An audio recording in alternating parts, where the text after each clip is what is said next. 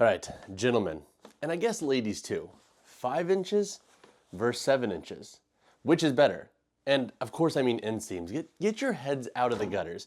In this video, I'm gonna be talking about 5-inch inseam shorts versus 7-inch inseam shorts, going over some pros, cons, and doing a sizing comparison so you can see how they are on my body. So if you are new to one of the inseam lengths, you can kind of decide, okay, what would it look like on my legs?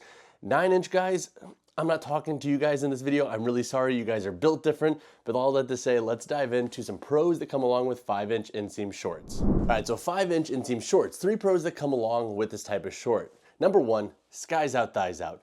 I think the short inseams look great on most guys, and I think that trend that is coming back really strongly is long overdue. I feel like it should have never went away. When I look at old photos of my pops, for example, playing college football and back in his heyday of sports and whatnot, the shorter shorts that all him and his friends wore, like they looked great, and I'm stoked that they're coming back and being more acceptable. Now, I'm not a guy who will dabble with 3 inches, like that's too short for me, but 5 tends to be that perfect blend of giving you a little bit of coverage, but then also showing some thigh, for your peers, and then also, the people you're trying to attract. The second pro that comes along with 5-inch inseam shorts is the mobility. So with shorter inseams, generally speaking, they're a little bit more mobile because they don't feel as restrictive on the thighs. And so if you have bigger thighs, for example, if you go with a 5-inch inseam short, assuming that you go with a short that has a shell that isn't so restrictive, you can generally get a lot more mobility if you're doing deep squats and whatnot, and that short's not gonna ride up a ton. So that's a perk that comes along with this short. And for example, on my squat days, I will generally go with shorter inseams because one,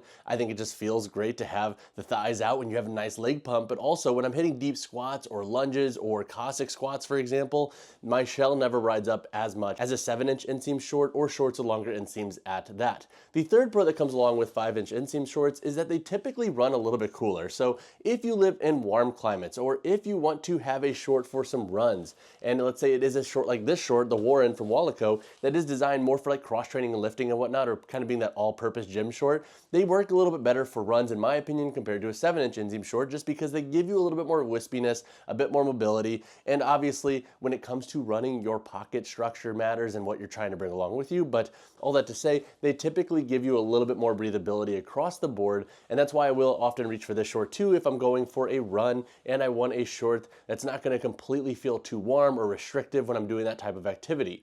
But now let's talk about a couple of pros that come along with 7-inch inseam shorts. All right, so 3 pros that come along with 7-inch inseam shorts. Number 1, they tend to be a really good catch-all. So if you're somebody that doesn't want to show a ton of thigh, but you do want shorts that come above the kneecap, 7 inches typically works really great for that. It shows some quad, but it's not so tasteful to where you got a lot of quad out. So if you are a little bit insecure about wearing short shorts, or if you just want something that's a bit longer, 7 inches typically is a really good bet to go with for most guys, and that's for most anatomies, limb lengths, etc. The second pro that come along with 7-inch inseam shorts is that they do give you a little bit more protection when you're doing barbell focus work. So for example, if I'm doing a CrossFit WOD, or if I'm deadlifting and I know I'm gonna be doing cleans, or anything where that barbell knurling is gonna hit my thighs a little bit more, I will generally reach for 7-inch inseam shorts because the shell will give me a bit more protection. I try not to always rock shorter shorts for deadlifts and whatnot, or cleans, because I will get some scrapes on my thighs, and if I'm trying to limit that and mitigate that and just not have that general rub of the knurling on my thighs, which I think can be pretty gross too in most gyms, 7-inch inseam shorts will give you a bit more protection. And now granted, if you're a guy with super long legs, that might not necessarily be the case, but again, as a kind of a catch-all for giving you some thigh but then some protection, that's where the short is going to excel. The third pro that I have with the 7-inch inseam short is that they generally look really good too. Like, I do like the shorter short look, but if you're not there and you don't want to show that much thigh, the 7-inch inseam short I think just looks really good as well from a casual wear basis. If, for example, you're going out and it's a little bit more formal and you want to wear gym shorts and you don't want to show too much thigh, or if it's, for example, a little bit colder, the 7-inch inseam option can be a great pick to go with. But now let's talk some cons. All right, so 2 cons that I have with 5-inch inseam shorts, and do note these cons can ebb and flow based off the short structure and their construction. But the first con is that this type of short, or this length of short, is not going to give you as much protection in the gym. So anytime you have abrasion or anything hitting the front of the thighs in the gym, this short is not going to protect you as much. It can leave you a little bit more prone to scraping knurling on the front of the thigh. So keep that in mind again, and that's kind of the counterpoint to the 7-inch inseam short in this video for the 5-inch when it comes to giving you a bit more protection during deadlifts, cleans, etc. The second con that I have with 5-inch inseam shorts is that they can be a little bit awkward at times with liners and pockets. And now I want to focus really quick on the pockets with 5-inch inseam shorts.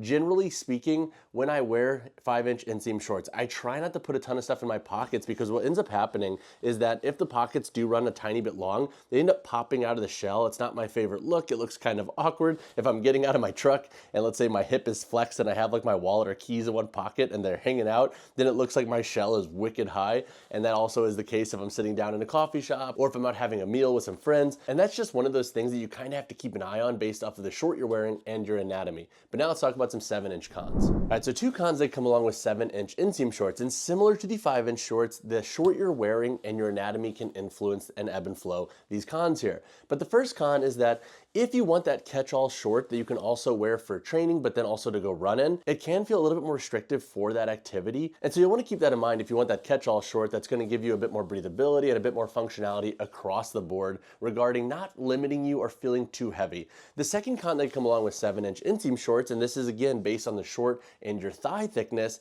but if you are doing deep squats or doing any form of deep hip and knee flexion, 7-inch inseams can be a bit more prone to riding up. And this is especially true for my guys with medial glutes, adductors, hamstrings, and quads. So if you don't want your shorts to ride up as much, 5-inch inseam can be a little bit of a safer bet. 7-inch can get hung up a bit more, especially from some of the more premium brands that I would say make shorts for guys with thinner legs. No bashing you guys, but they are more designed for your anatomy. That can be something to keep in mind with the 7-inch inseam short. And then just as another con, they can run a little bit warmer, but that's kind of to be expected with more material on your legs. All right, so looking at the 7-inch inseam short on me. So my stats include I'm 6 foot, about a $178, $180 when it comes to my weight.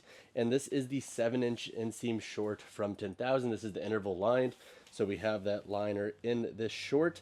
Now I have pretty long femurs, I feel like, so these ride up a tiny bit more than other folks who might not have as long legs or might be as tall. But now let's look at the 5-inch short. All right, so now we have the 5-inch short from Wallaco. This is the Warren, so we have the built-in liner as well. Just a note, because I am building a review on these, this liner can ride up when you're starting to run and do HIIT and whatnot, but once it settles in, it's actually pretty comfortable.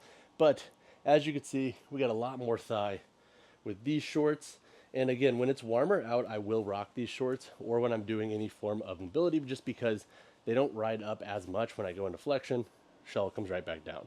And that's one of my favorite things about shorter inseam shorts. So now the question is like, which short should you go with? Honestly, it's really dealer's choice. I think for taller guys, generally speaking, if you don't want to show a ton of thigh, 7-inch inseam shorts can be a great pick. But then for all my guys out there who want to show thighs and you're very confident in your legs, 5-inch can be a great pick as well. Personally, I like to have both pairs with me. That way I have options, so based on what I'm doing and based on how I'm training and where I'm at, I can rotate. For example, I like having a 7-inch inseam short for CrossFit WODs and barbell work, but then I like having a 5-inch inseam short for cross training and HIIT workouts. And then on top of that, the season can also influence which short I find to be most comfortable. For example, in Austin, Texas right now, it's 100 degrees. I'm rocking 5-inch shorts as much as I can, and then for the colder months, I will go with a little bit more material. It just gives me a bit more protection, a bit more warmth, and I know it's not that much different, but I feel like maybe it's a mental thing for me. And so when it comes to which you should choose, I would say look at your type of workout and how you like to train and how much protection you want out of your shorts. So then I would take that component of how you train and blend that with your anatomy and the short structure.